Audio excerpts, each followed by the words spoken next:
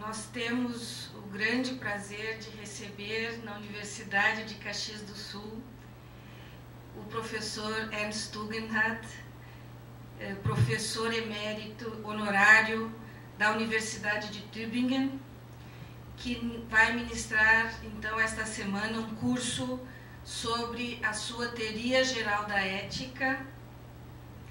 O professor Tugendhat, ele nasceu na Tchecoslováquia, porém emigrou para a Venezuela durante a Segunda Guerra Mundial.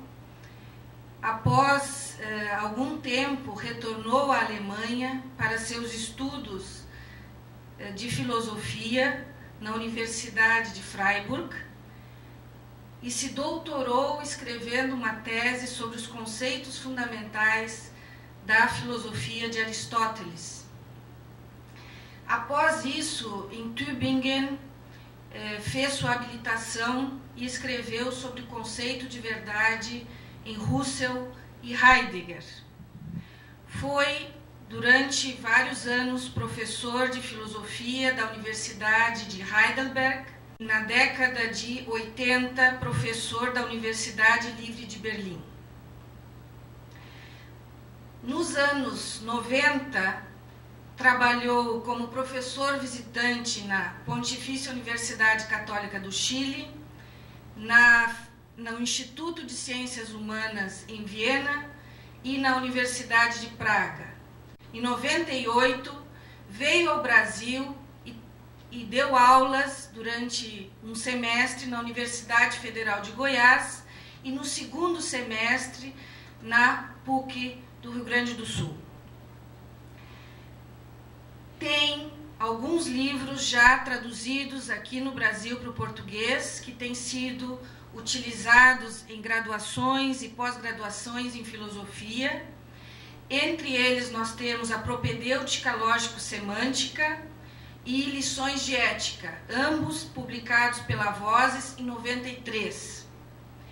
Também temos traduzidos para o português o livro de Manuel e Camila, Diálogos sobre a Moral, que foi publicado em 2000, e Diálogos em Letícia, publicados aqui pela Ubra. Recentemente, foi traduzido e publicado pela Unijuí Lições Introdutórias à Filosofia Analítica da Linguagem, que o próprio professor considera ser o livro que marca a sua trajetória intelectual na área da semântica e que mostra a sua passagem da tradição fenomenológica para a tradição analítica. Neste livro, então, ele apresenta em que sentido a semântica, de um ponto de vista analítico, superaria uma filosofia da linguagem da tradição fenomenológica. Em anos recentes, de 5 anos para cá, o professor Tugendhat tem se dedicado também a pensar a questão da mística, e dessas reflexões resultaram 2 livros recentemente publicados: Egocentricidade e Mística, em 2003, e Antropologia em vez de Metafísica, em 2007. Então, é uma grande honra nós termos aqui o professor Ernst Tugendhat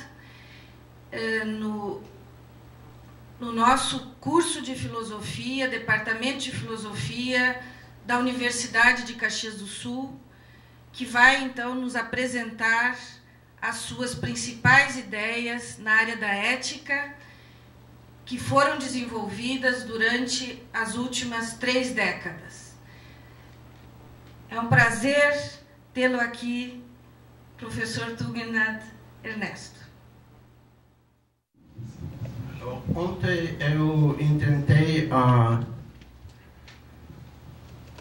explicar um pouco os conceitos gerais que, na minha opinião, são essenciais para qualquer moral. Isso é essa coisa que para mim é importante e que não se faz normalmente, de esclarecer como entender uma moral em geral. É simplesmente uma maneira de aprofundar ou aprofundizar, aprofundar o que os sociólogos chamam de pressão social. Só quero lembrar que o conceito talvez mais importante foi o de apreço e desprezo, que é um conceito muito mais geral que para a moral, mas se pode dizer que que apressamos uma pessoa como moralmente boa quando é boa em relação às exigências recíprocas. Ou como Rawls diz, quando se porta como o queremos ou exigimos um do outro. Então é um conceito de bom relativamente complexo, porque este aspecto de reciprocidade entra necessariamente.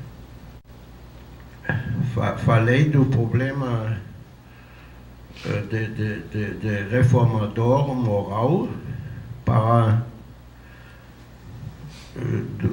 de uma primeira maneira fazer entender que essa moral não tem que ser como seria na concepção normal sociológica uma moral conformista.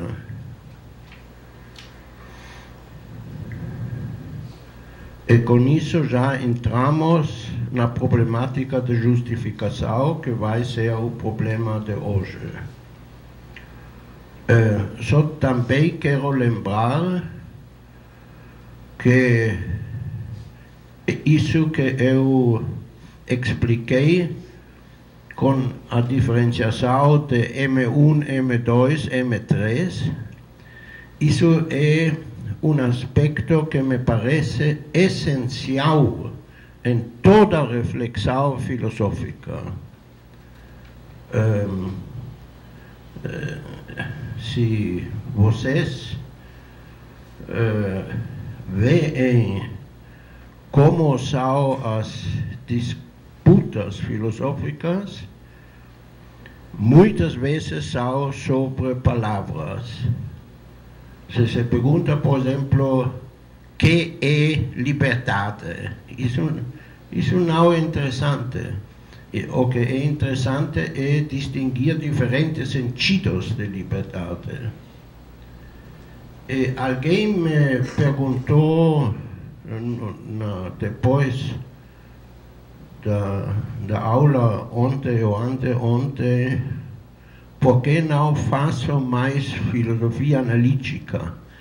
Eu disse, isso é um mal entendido de você. Eu faço. O meu método é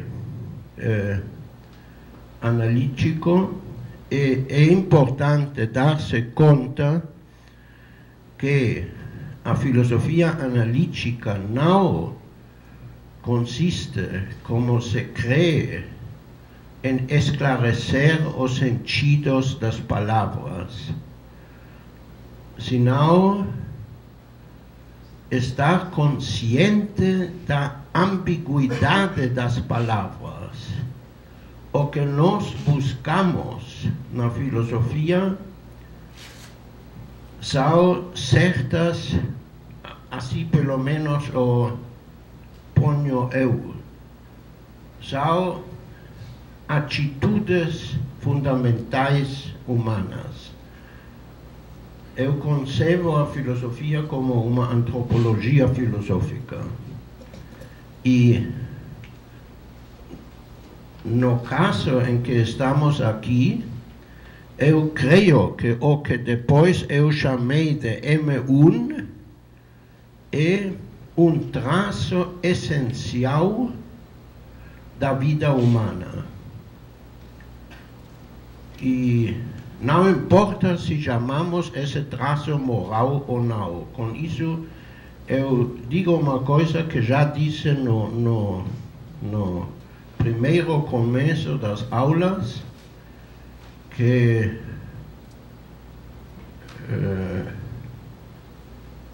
a palavra moral não é importante. Importante é este traço da vida humana.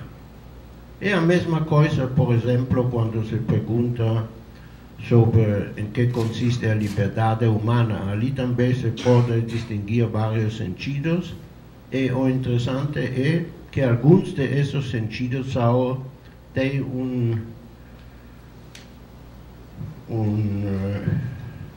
lugar essencial em nossa vida. O problema da justificação, naturalmente, também temos que confrontar ou afrontar. Confrontar de uma maneira totalmente geral. E eu creio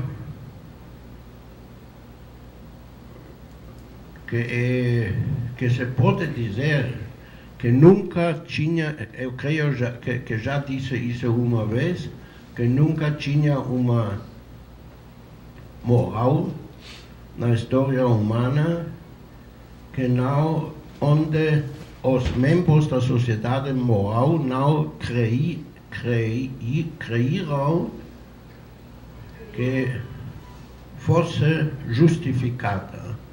Por que esse problema de justiça? Aqui se vê que essa coisa da pressão social não é uma coisa que está no ar. A pressão social é uma coisa que limita a liberdade de cada um. E isso significa que tem que ser justificada. Mas agora me lembro de uma coisa que eu devo dizer aqui, que é um ponto que é um dos pontos que eu não tenho muito claros. Se perguntamos a que se relaciona essa coisa de justificação, podemos dizer a essa palavra bom. Porque isso é bom para cada um. Porque aqui aderir a uma concepção em que todos em que se tem um conceito de como a pessoa deve, como esperamos que uma pessoa deve ser, ou como exigimos de uma pessoa que deve ser, é uma coisa bom para cada um. E sempre quando temos a palavra bom, talvez não sempre, na estética a coisa é mais difícil, mas em geral, quando temos a palavra bom, entra um problema de justificação. Por que isso é bom ou por que é melhor que outra possibilidade?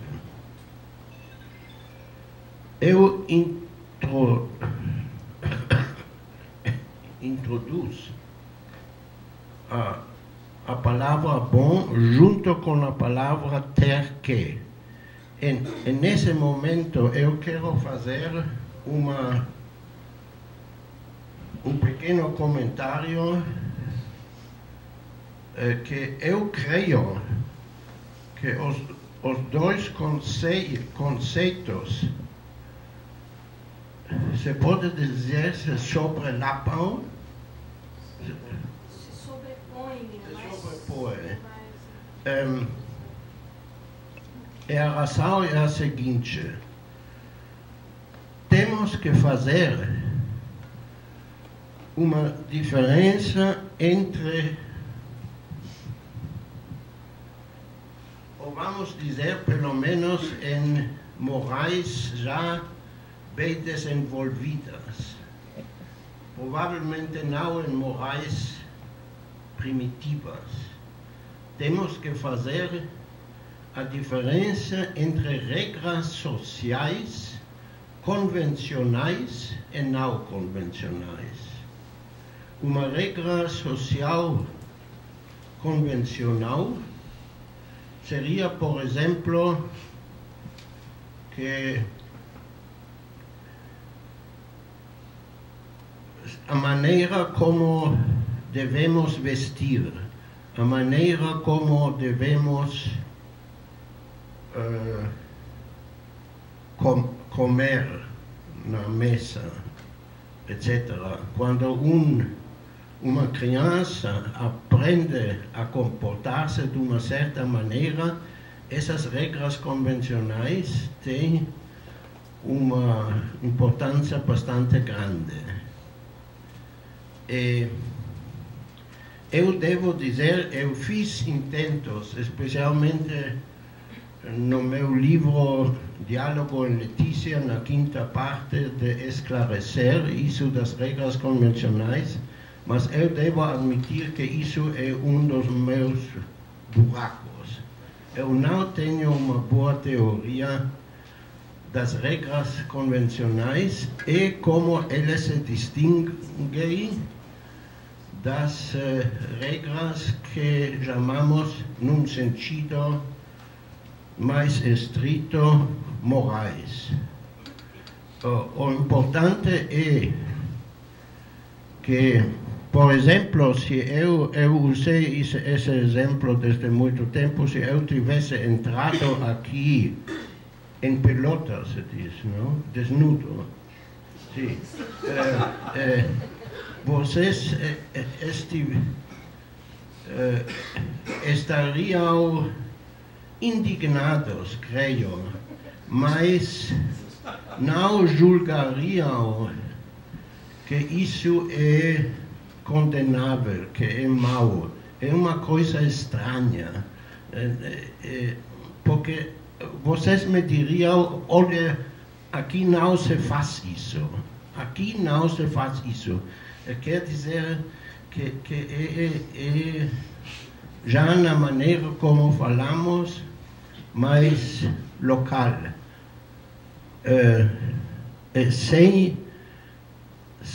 Porque se eu contestaria e por que não devo, vocês diriam porque não se faz. Não dariam muitas razões.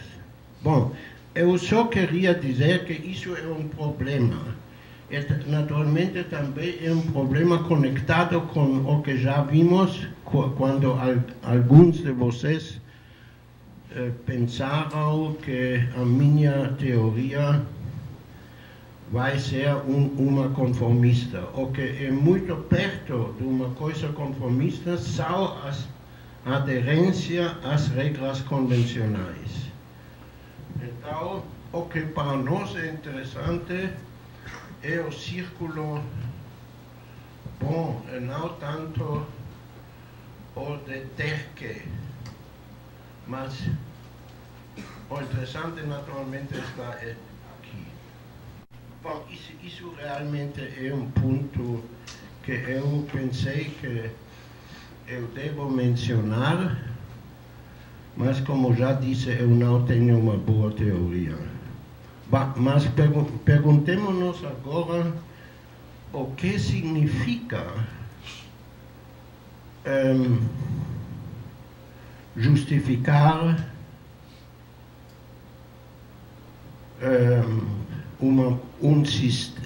diríamos um sistema de exigências recíprocas. Também podemos dizer um sistema de normas morais. Porque norma é simplesmente uma palavra para imperativos gerais que fazemos uns aos outros. E aqui em meu livro Lições sobre Ética, que eu escrevi faz 15 anos, eu fiz o erro que eu pensei que o que justificamos é uma proposição que contém a palavra bom moral. E eu fracassei com isso. Isso foi o erro mais grande deste livro, que eu corrigi depois no livro Diálogo com Letícia.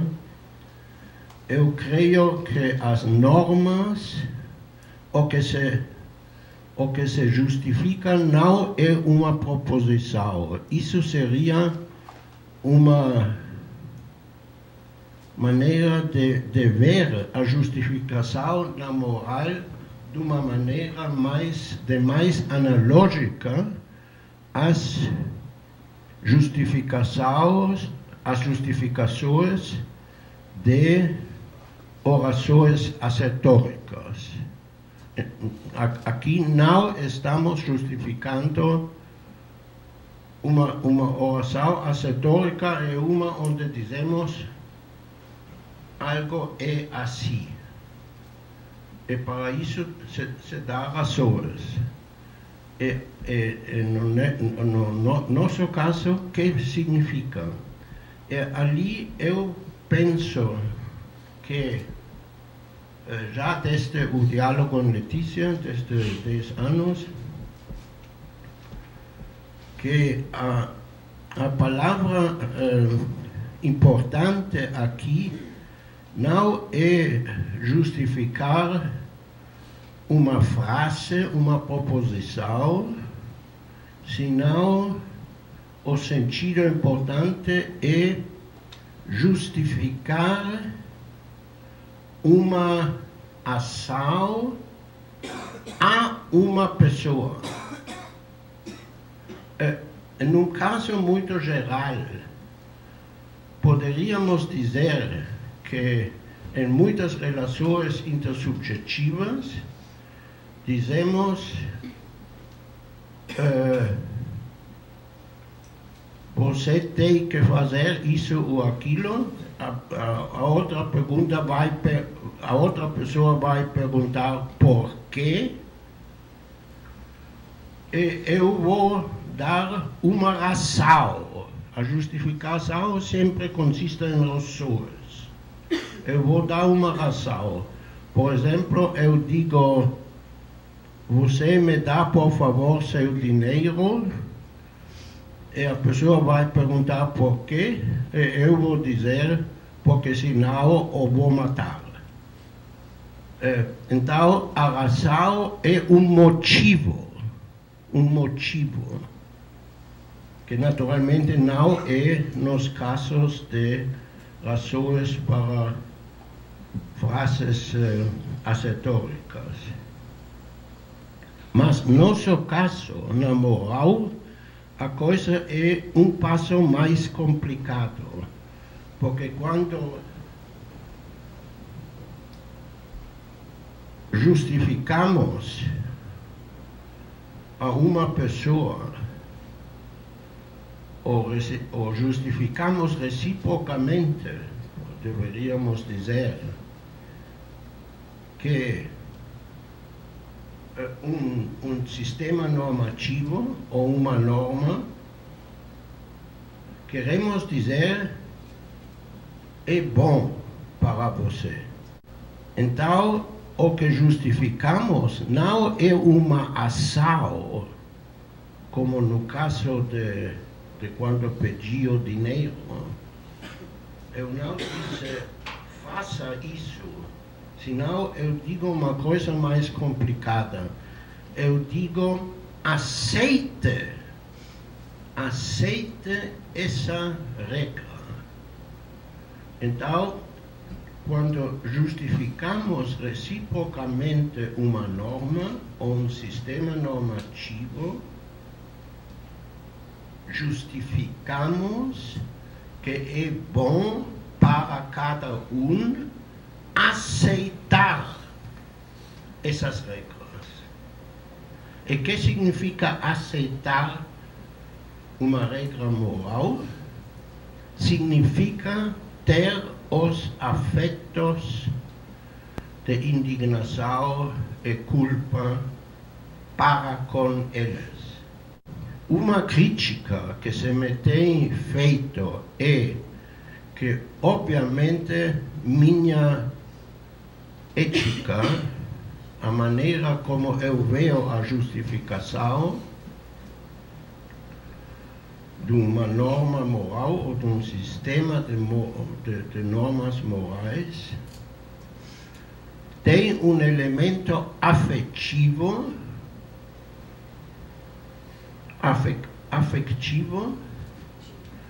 e também um elemento de razão.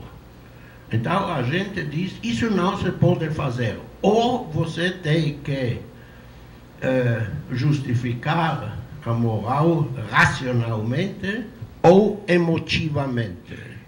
Isso Kant foi o prototipo de uma justificação puramente de razão. Por exemplo, Stevenson, o que se chamava o emotivismo, foi uma maneira de não realmente justificar, sino basear a moral em afetos. Então a gente vê que ambas coisas são importantes para mim e diz, você se está contradizendo, está fazendo as duas coisas. Bom, primeiro, não me estou contradizendo, e segundo, quero mostrar exatamente de que maneira entra a razão e o afeto. Quando eu justifico a uma pessoa, e tudo isso o fazemos reciprocamente,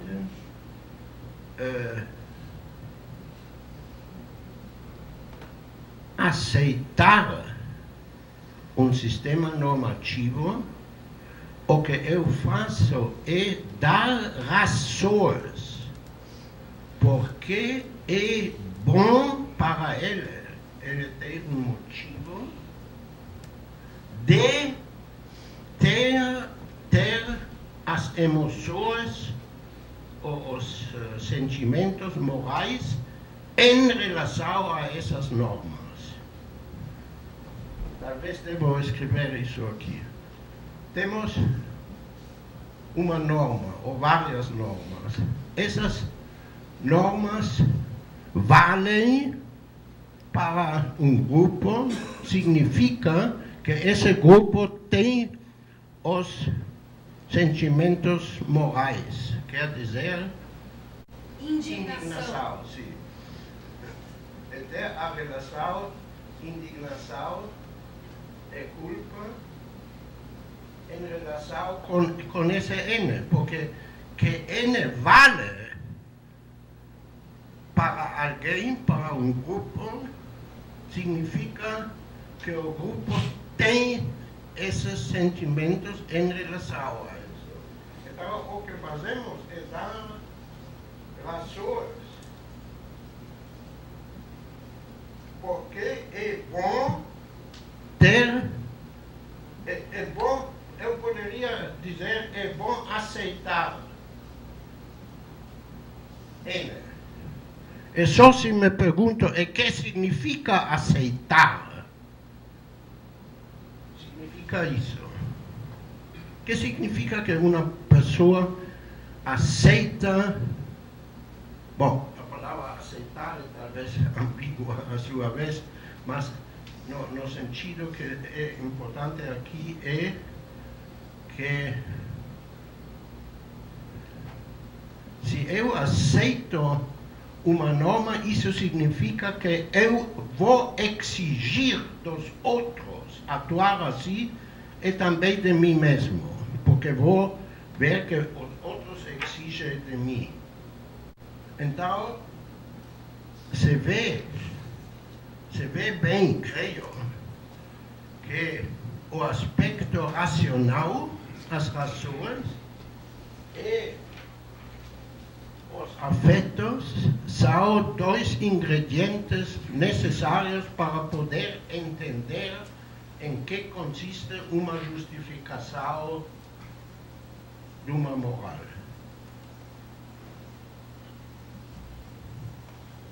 É um pouquinho complicado, talvez, mas as coisas não são mais simples. Aqui quero fazer um outro comentário geral.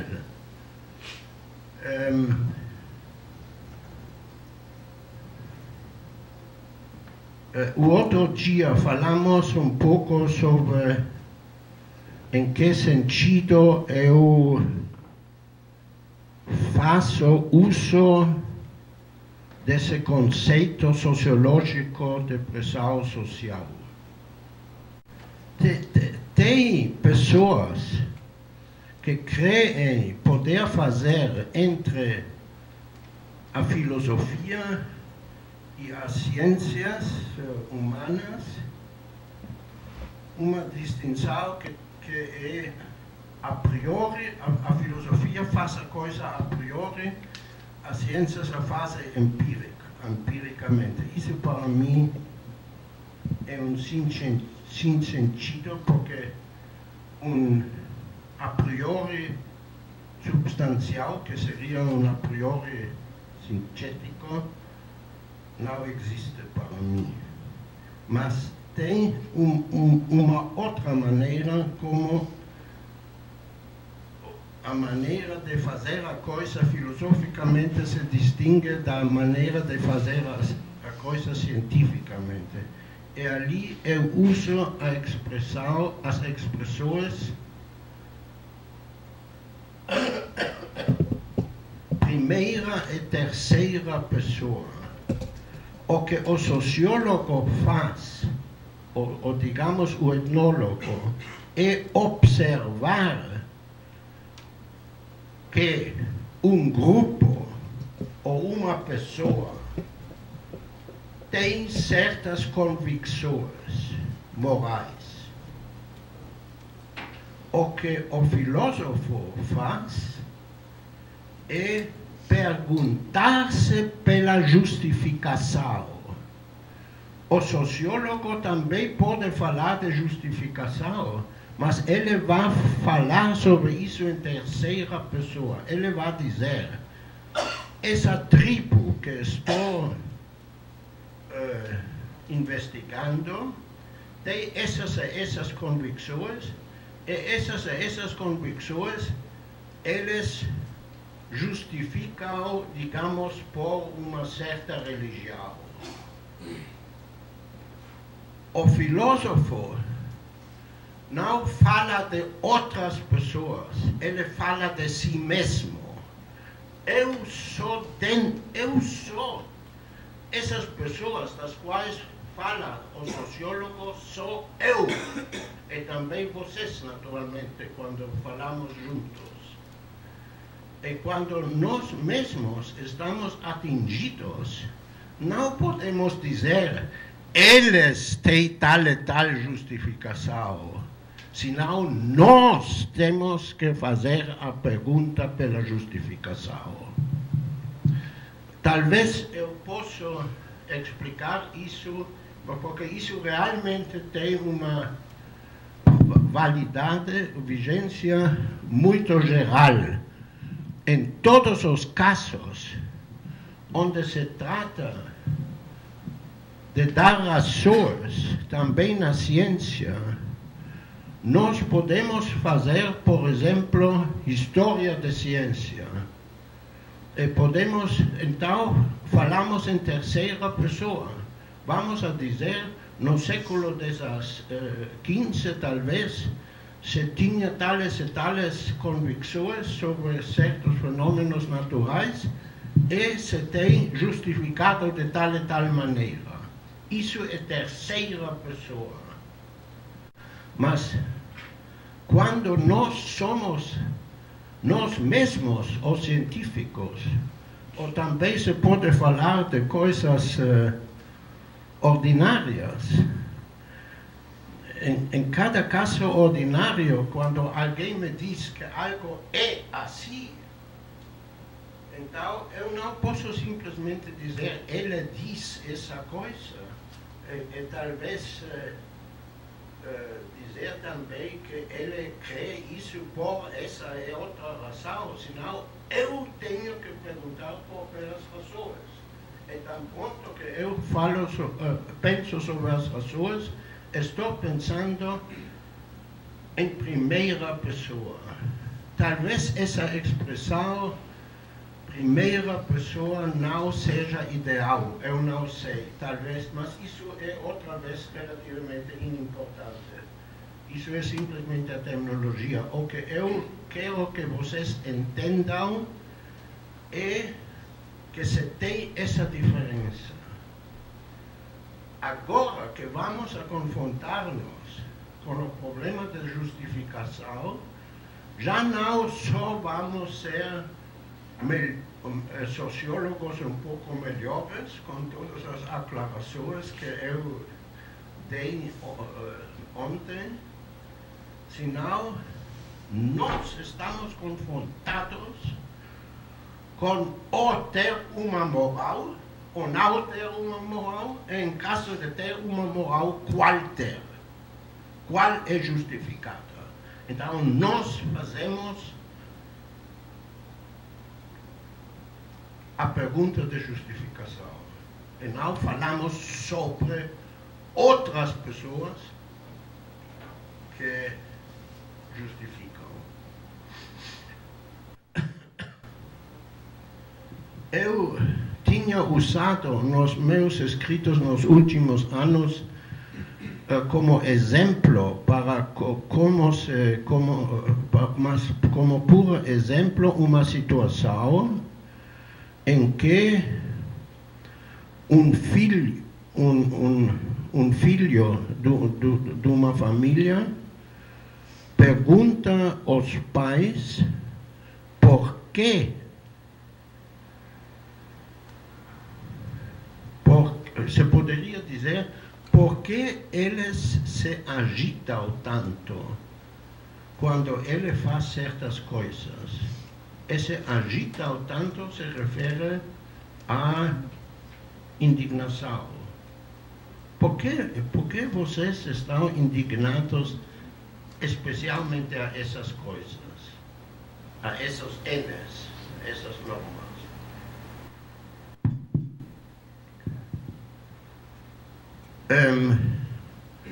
Alguns me têm mal entendido nisso porque pensaram que eu estou fazendo alguma teoria da educação que se refere especialmente a crianças.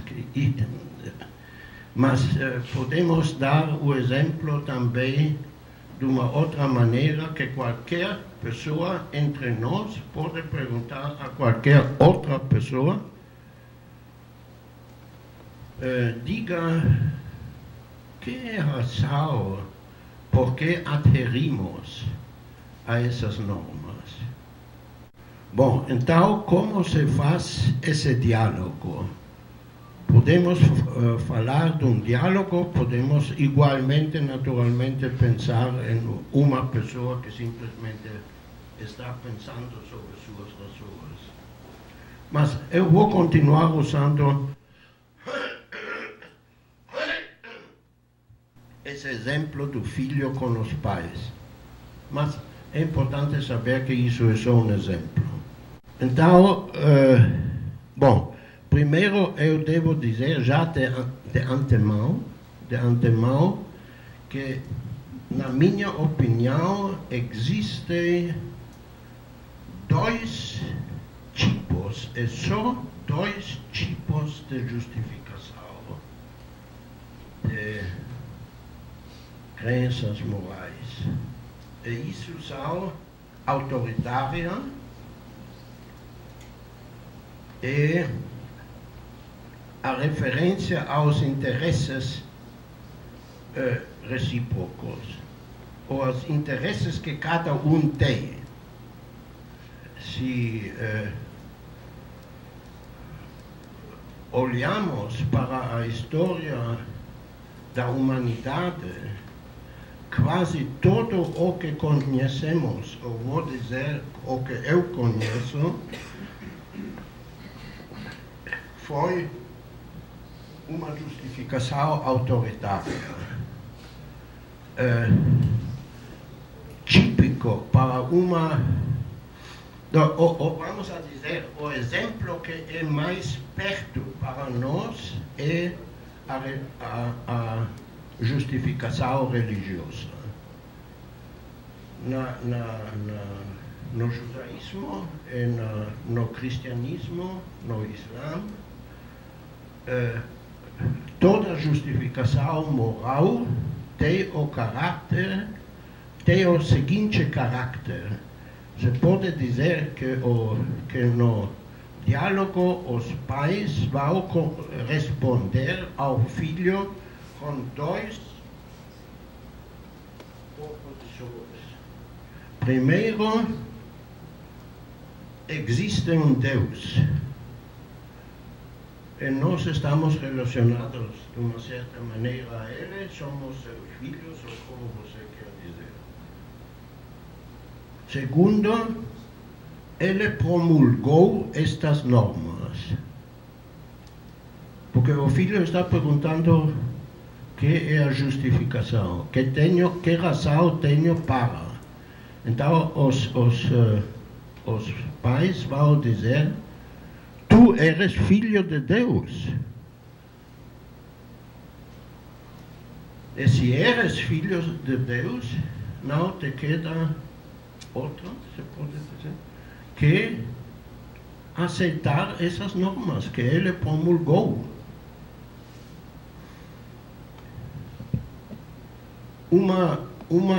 Um segundo tipo é como eu entendo a moral chinesa. Em China se justificava o que é moralmente bem por referência aos antepassados. As grandes pessoas do antepassado pensaram isso. E por isso tu também tens que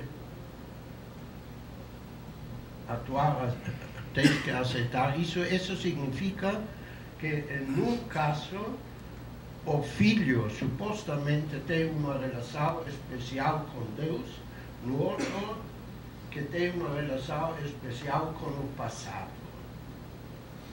Bom, isso... Primeiro vou dizer o que o filho vai contestar. O filho pode dizer: essa primeira frase não me convence, eu não acredito em Deus. Ou ele pode dizer: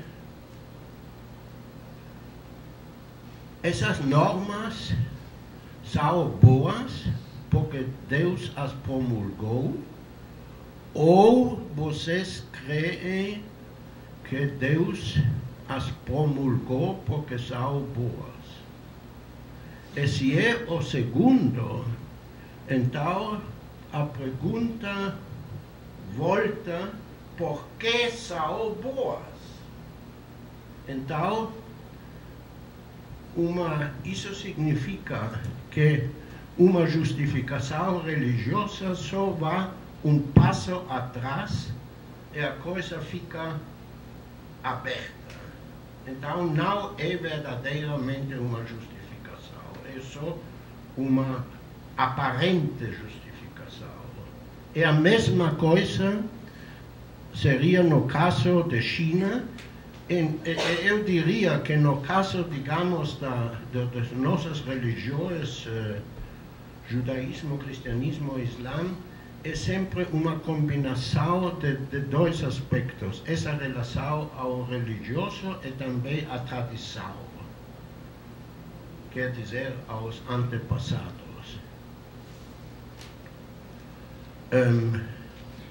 Com os antepassados, o filho naturalmente vai responder se é inteligente e por que os antepassados pensavam que isso foi bom. Então, outra vez, temos uma circularidade. Todas essas justificações autoritárias são, em verdade, circulares, pressupõem aquela coisa que realmente se deveria justificar. Aqui quero fazer um pequeno comentário. Porque em quase todo, eu não sou etnólogo, especialmente para as culturas pré-literárias eu não conheço quase nada. O meu conhecimento etnológico é muito estreito, mas eu só posso dizer, enquanto que eu posso ver na história da humanidade, toda a justificação da moral foi assim, em esses dois passos, esses dois passos. Porque a gente se poderia perguntar por que isso? E ali eu só quero fazer uma comparação com as outras espécies animais. Nas outras espécies animais, essa pergunta pela justificação naturalmente não surge. Os outros animais não perguntam por razões. E o que é comparável nos outros animais ao que nós chamamos moral, que seria seu altruísmo, é uma coisa já decidida no sistema genético. Nós, homens, fazemos em tudo o que estamos fazendo, tanto na técnica como na maneira de conviver, perguntamos por razões. E na técnica e na ciência é relativamente fácil dizer como entender as razões. Mas as razões também se fazem em relação às crenças morais. Bom, mas ali se pode dizer que, em geral, não se sabia como justificar. Então, foi muito natural essa coisa que pode parecer muito estranha de fazer dois passos que em si não são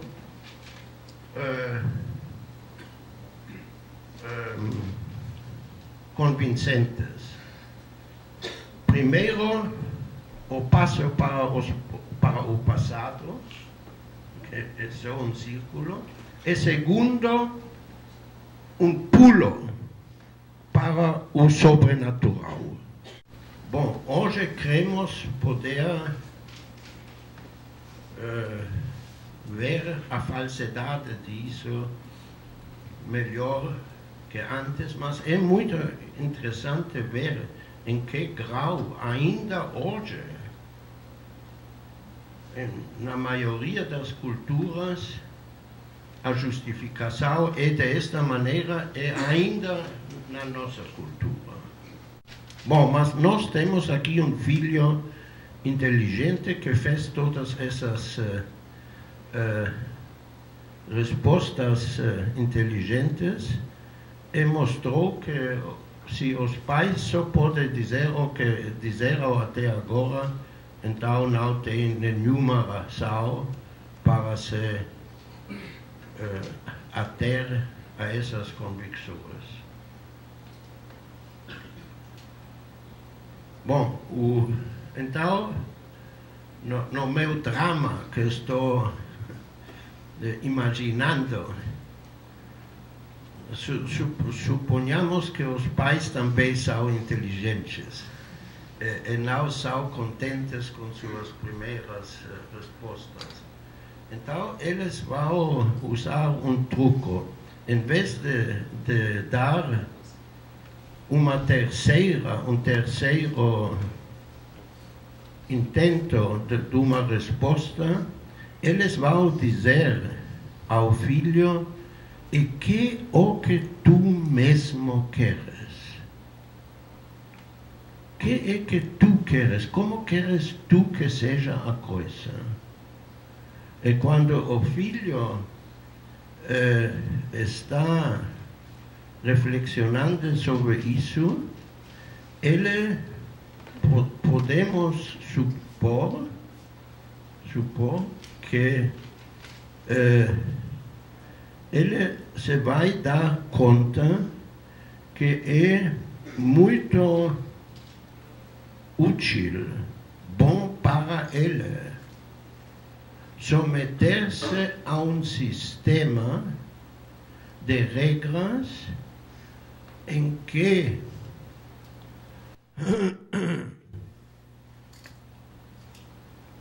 regras que consistem em que todos têm que ater-se a certas regras.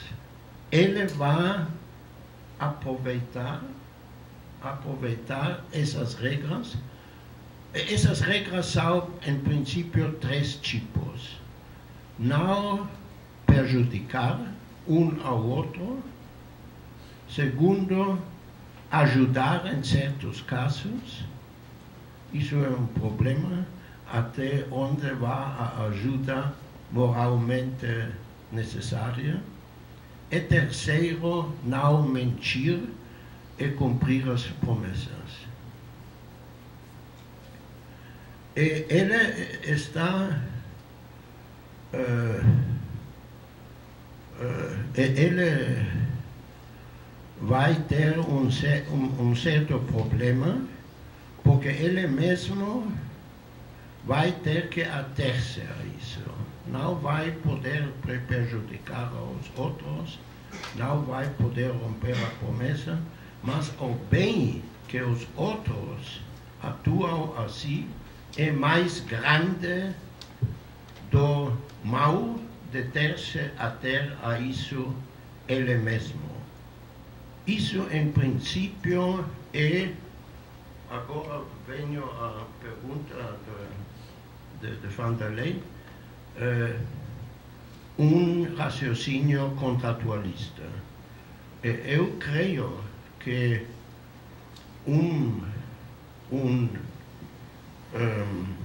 uma justificação que não é autoritária sempre tem uma base contratualista. Mais tarde eu vou falar sobre Kant e também sobre Schopenhauer, talvez também sobre o utilitarismo, onde tem outras concepções. Hoje se pode dizer que o contratualismo moral é só uma linha no pensamento de hoje, entre outras. Mas eu creio que é o caso simples de justificar. Aqui, os pais perguntam o que você mesmo quer. Isso, que quando se pergunta, o interessante é o seguinte, já não temos duas frases. Aqui antes, os pais disseram, se você acredita em Deus, ou se você acredita na importância dos antepassados, então a consequência é esta segunda. Agora já não temos essa primeira premissa. Os pais não vão dizer se tal e tal coisa, se tu crês em tal e tal coisa, senão eles vão dizer que é o que você mesmo quer. É a única simples reação, é essa reação que se chama de contratualismo. Não se tem que falar explicitamente de um contrato, mas o sentido dessa explicação contratualista consiste em someter-se a um sistema de regras que é útil para mim mesmo. E isso é uma boa justificação. Agora só, na minha opinião, entra aqui um segundo ponto. Os pais não falam simplesmente com o filho. Eu devo dizer uma coisa que esqueci. O filho naturalmente pode dizer, como se diz, o que em francês se diz, je m'en fous. Não. Não me importa. Isso pode ser boas razões, mas eu não vou entrar nessa coisa. Isso é muito importante, porque isso significa que não existe uma justificação absoluta. O filho é sempre livre de dizer, eu me considero como um tirano, como uma pessoa que pode ganhar mais de não someter-me a essas regras e também ter esse famoso terceiro caso onde o filho vai dizer, bom, eu vou pretender isso, mas não vai ser importante para mim. Eu não me vou atener à coisa, mas eu vou ganhar o que posso da estupidez dos outros. O que está passando é que, em realidade, os pais não falam simplesmente com o seu filho ou com ele quer, senão primeiro eles vão dizer, eles vão propor ao filho uma coisa entre o filho e eles mesmos. E também eles vão dizer, olha, o que está passando na nossa sociedade é isso. E o que está realmente passando não é uma justificação isolada para o comportamento do filho. O importante nessa coisa do filho é simplesmente que o filho pode sempre dizer não, senão é uma justificação recíproca. Se trata de um sistema de regras recíprocas, como as vimos em toda a moral, mas agora os conteúdos são muito restringidos, não são quaisquer conteúdos que Deus promulgou, senão são os interesses das pessoas. Cada pessoa normalmente tem o interesse de não ser matado, de não ser maltratado, de que não se está mentindo para ele, etc. Mas a justificação é recíproca. E o que se está justificando é uma concepção do bem moral. Nós vimos que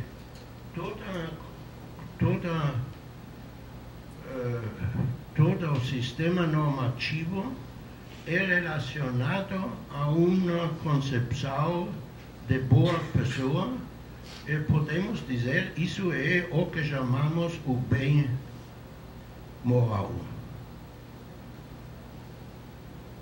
Agora, se comparamos isso com o que é um contratualismo puro, quer dizer como o contratualismo é sendo proposto em geral hoje, porque tem alguns autores que são os autores que eu conheço de alguma maneira são, primeiro, um canadense que se chama Gauthier,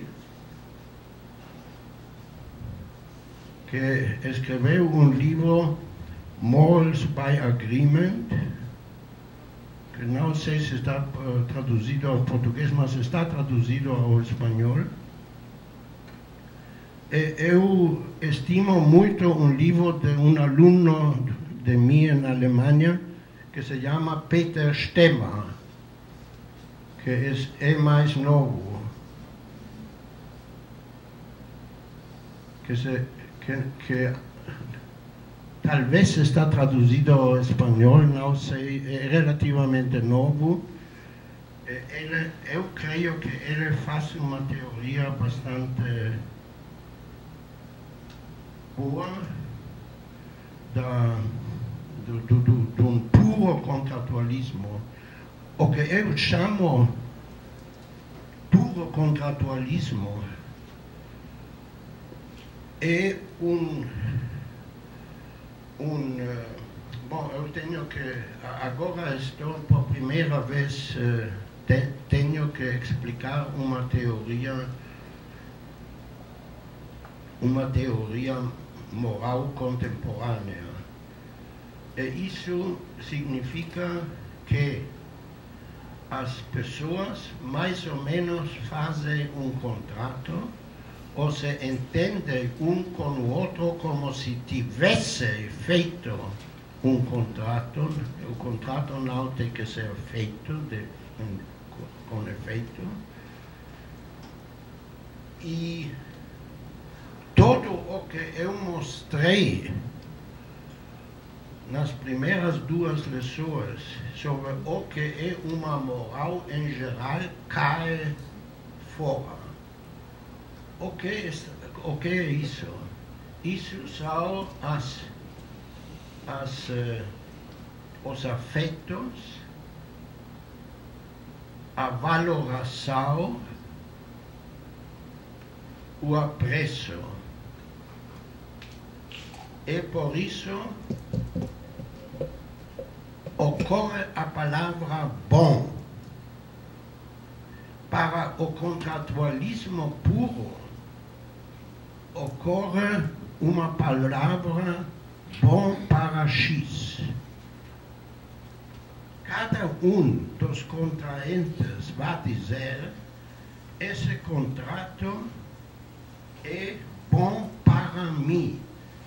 Melhor dito, é melhor que não entrar nesse contrato. Isso deixa completamente aberto a problemática da justiça. É interessante que enquanto que Gautier ainda intenta introduzir certos elementos de justiça, o Stemmer rejeita isso totalmente. Ele, para mim, é um pouco cômico desenvolver uma moral que nem contém a palavra justo. E creio que é consequente. Uma teoria contratualista pura que não tem esse aspecto da reciprocidade e dos afetos recíprocos, é onde a justificação tem que ser, a sua vez, recíproca, e isso, onde temos uma justificação recíproca, temos que tomar-nos uns aos outros como iguais. Senão, não poderia ser uma justificação recíproca. No caso do contratualista, não temos uma justificação recíproca, senão cada pessoa para si mesmo faz uma avaliação que seria melhor para ele. E o único que ocorre é sempre a expressão o para mim, ou vamos dizer X. E naturalmente estou falando um com o outro, mas é uma negociação. Eu vou ver.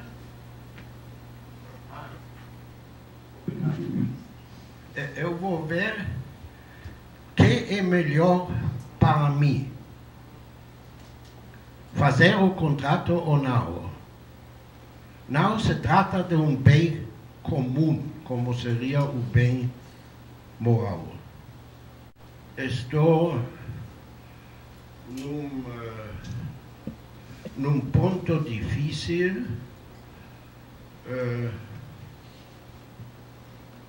Eu escrevi sobre essas coisas, várias coisas, nos últimos anos, sempre tentando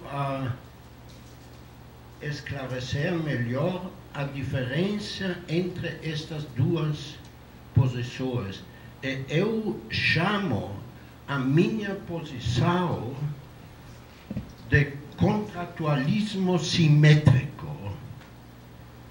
Contratualismo simétrico. Isso significa que se tem um elemento contratualista, e sem isso não vejo como se pode justificar uma moral de uma maneira não autoritária, mas temos um aspecto simétrico que apareceu agora quando eu falei de justificação recíproca.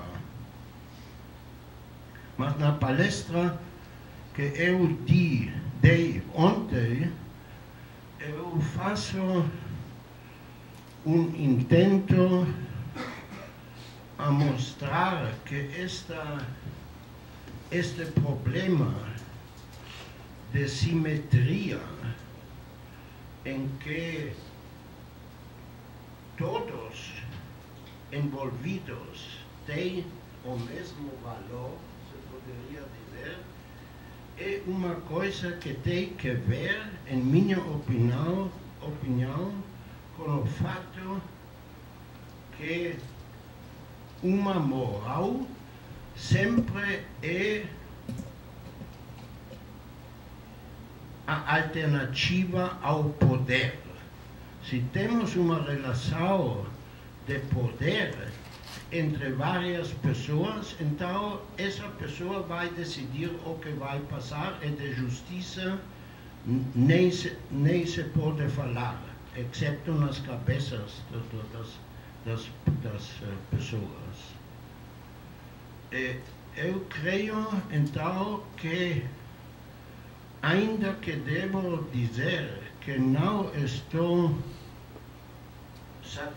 bem satisfeito de minha explicação, temos essas duas maneiras de ver uma moral não autoritária, o que eu chamo um contratualismo puro, que só tem esse bom para, e o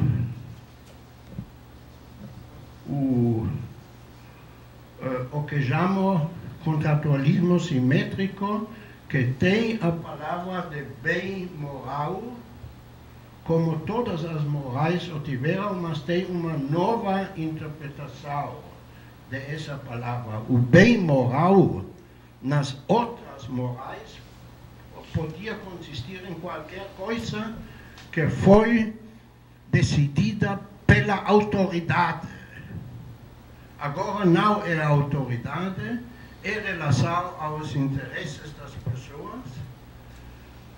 E quando temos uma moral que é só relacionada aos interesses das pessoas, na minha opinião, só temos as duas possibilidades de um contratualismo puro e de um contratualismo simétrico. A explicação que eu acabo de dar, eu dei realmente diferentes explicações, porque tem que ser simétrico. Um foi que a justificação da moral sempre foi uma justificação recíproca, assim como as exigências são recíprocas. Mas isso se poderia pôr em questão. Por que não podemos ter, de repente, uma justificação que não seja recíproca? E depois eu fiz esse outro intento de dizer: temos duas maneiras de conviver, por poder ou por moral. E se é moral e não poder, então tem que ser numa base simétrica. Ainda assim, eu já disse uma vez que vamos a encontrar bifurcações. E agora estamos confrontados com duas bifurcações no diálogo entre os pais e o filho.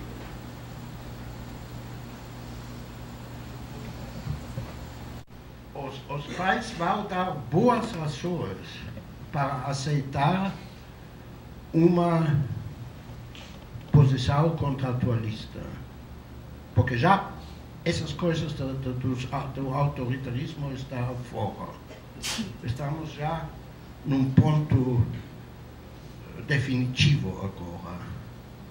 Então, é importante ver que isso não significa que temos que ser contratualistas, e contratualistas de uma ou de outra maneira, senão o filho pode optar para não ser moral, ou usar a moral simplesmente como um instrumento para enganar os outros.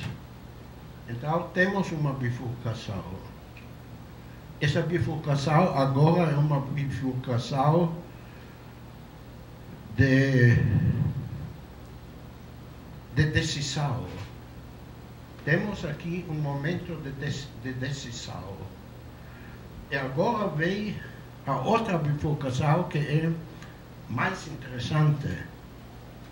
Uma vez que o filho não decidiu ser amoral, isso seria amoral, ele decidiu para um contratualismo.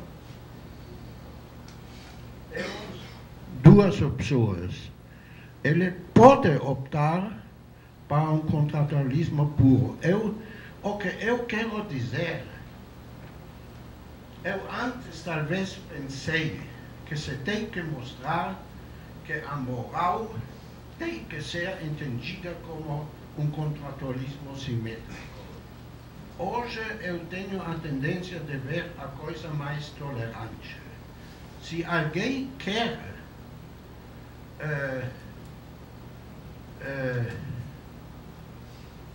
estar fora de todas essas coisas das evaluações, apreço, desprezo, etc., pode fazer. E talvez eu creio que se perguntamos, eu pergunto agora por primeira vez, que é o que nós realmente entendemos sobre moral?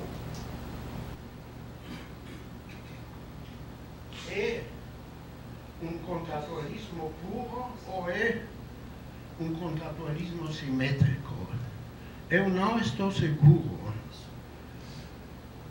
Então, a pergunta não pode ser qual é a resposta correta, qual é a única possibilidade não autoritária de ter uma moral, senão que motivo temos para optar acá, no contratualismo simétrico.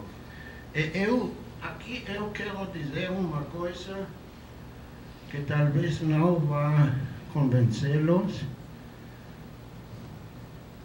que eu creio que essa coisa do apreço é muito importante.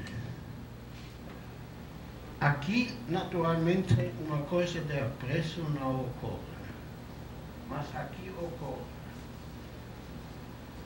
Se nós perguntamos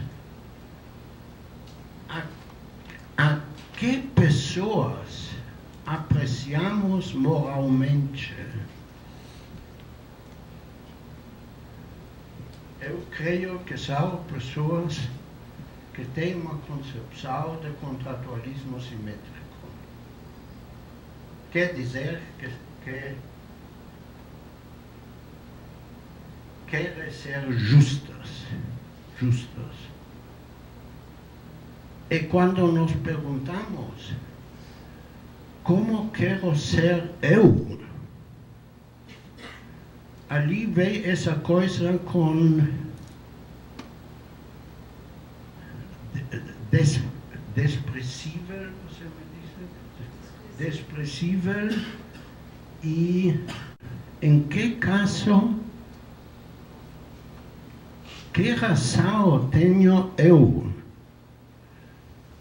Bom, vou dizer o seguinte, tem muitos casos em que a diferença não é muito importante entre as duas formas do contratualismo. E em muitos casos, quando somos os desavantajados, então temos um bom motivo, uma boa razão para querer justiça. Mas que razão pode ter uma pessoa que está avantajada, que está vivendo bem, a entender-se na sua moral além de um contratualismo puro? E ali eu creio que entra um momento, vamos dizer, do temor, do desprezo de si mesmo. Tudo isso pode parecer um pouco estranho, porque vocês veem que no último passo não estamos chegando a uma coisa objetiva. A moral é tal e tal. Não, estamos sim, podemos dizer, só pode estar aqui, mas entre as duas posições, não é a pergunta qual é objetivamente correta, na minha opinião, não ocorre, porque finalmente, como já aqui se tratava de uma eleição, que pessoa quero ser? Eu creio que, em última instância, a decisão interessante entre essas duas posições tem que ver com que pessoa quero ser. Quero me entender numa dimensão do apreço ou desprezo de mim mesmo e dos outros ou não. Com isso eu mais ou menos terminei o que tenho que dizer eu mesmo sobre a moral. Vocês veem que, enquanto que nas primeiras duas aulas eu simplesmente fiz uma descrição, agora, quando estamos confrontados com o problema da justificação,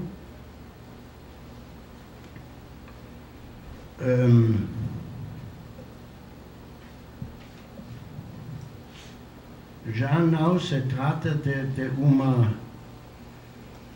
descrição.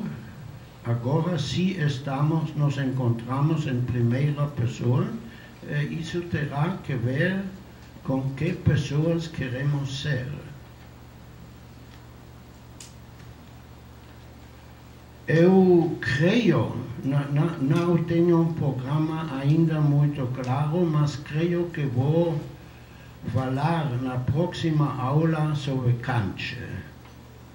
Porque Kant foi um filósofo, como eu indiquei na palestra de ontem, que com efeito esteve também perto do contratualismo, mas esteve insatisfeito e fez um intento de justificar a moral sobre seu conceito de razão pura. Eu vou mostrar que isso não funciona, e o passo próximo provavelmente seria ocupar-se com Schopenhauer, que foi um crítico que fez um passo muito natural de crítica ao kantianismo.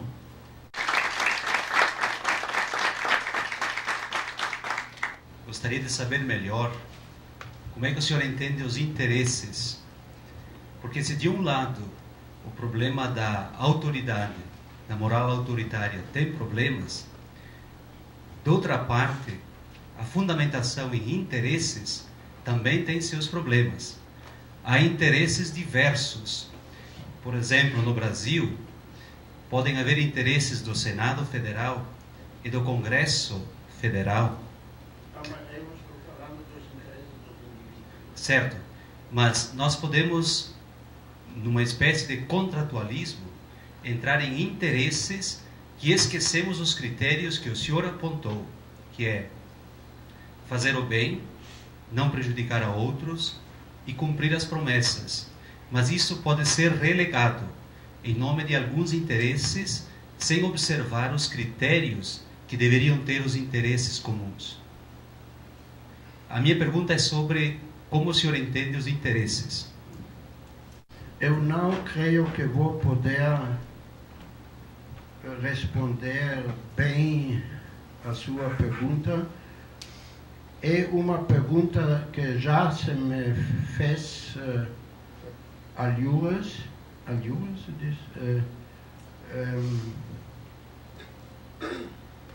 devo admitir que talvez estou um pouco ingênuo, falando simplesmente de interesses.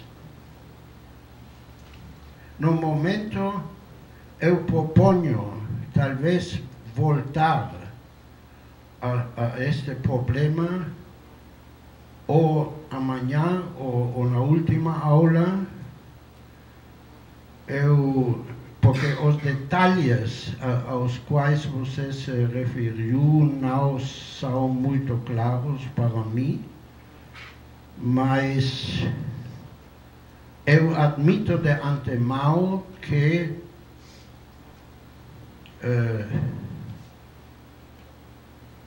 isso é uma coisa que eu deixo demais aberto. Ainda que o que você disse ao começo, que igualmente como uma moral autoritária tem seus problemas, essa moral também tem seus problemas. Eu creio que isso é uma crítica que eu não gostaria de aceitar, porque a moral autoritária está fora. Eu creio que a argumentação contra as morais autoritárias são decisivas. Ali não tem nada, enquanto que a referência aos interesses é demais vaga. Isso é verdade. Mas não tem nada comparável com a argumentação definitiva contra as morais autoritárias. Mas isso só como começo, eu só queria que talvez uma ou outra pessoa também poderia falar e não entrar agora num discurso. E podemos adiar isso. Eu acho que uma vantagem do contratualismo simétrico, do seu contratualismo, além de falar contra uma moral autoritária, o contratualismo simétrico tem um caráter mais universal do que o contratualismo puro. Isso é certo. Mas continua. Sim. Mas eu fiquei um pouco preocupado. Naturalmente,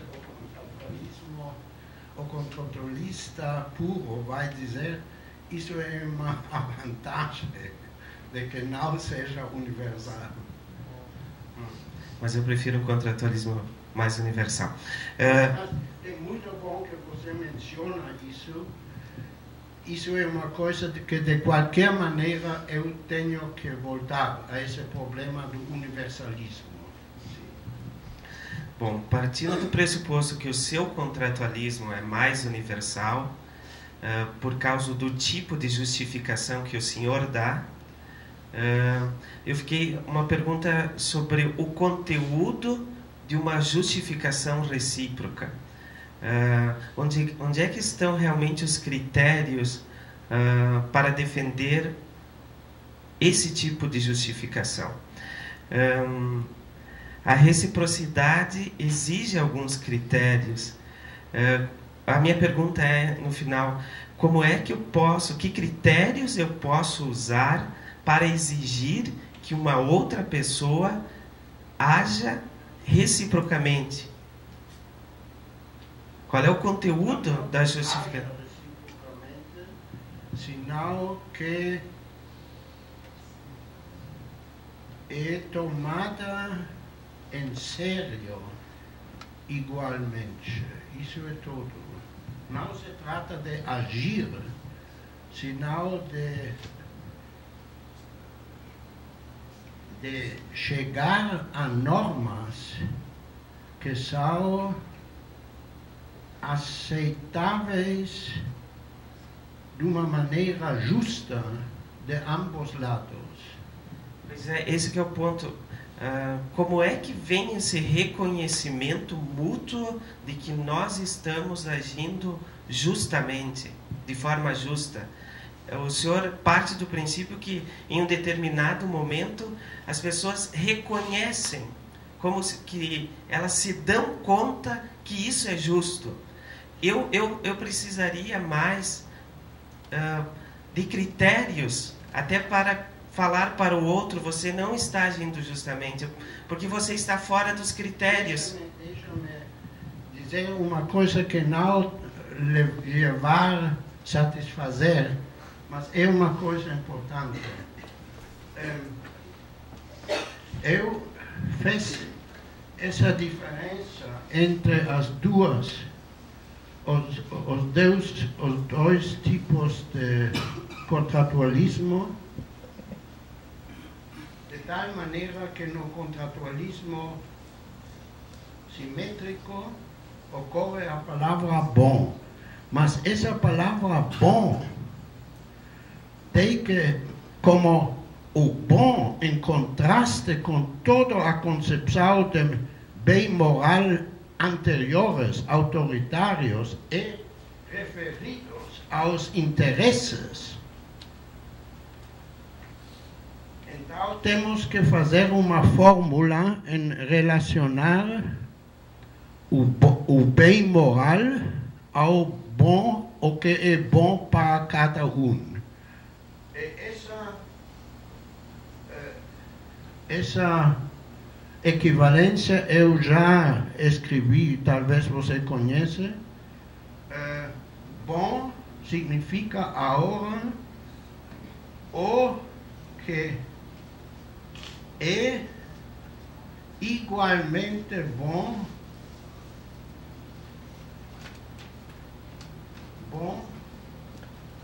para cada um. Aqui temos, nessa expressão, temos ambas palavras. Bom e bom para. E como correlacioná-las, a única maneira que eu vejo é nessa fórmula. Mas, se eu entendi bem, você vai dizer, bom, isso é uma expressão muito vaga. Como vamos decidir concretamente o que é igualmente bom para cada um ou para todos? E isso fica aberto, mas isso é um ponto. Eu creio que ali devemos distinguir entre uma teoria geral ou uma concepção geral e a pergunta como aplicá-la. Eu creio que o senhor atrás também tem um problema com isso. Como aplicar a palavra interesse concretamente? E você diz como aplicar concretamente essa fórmula.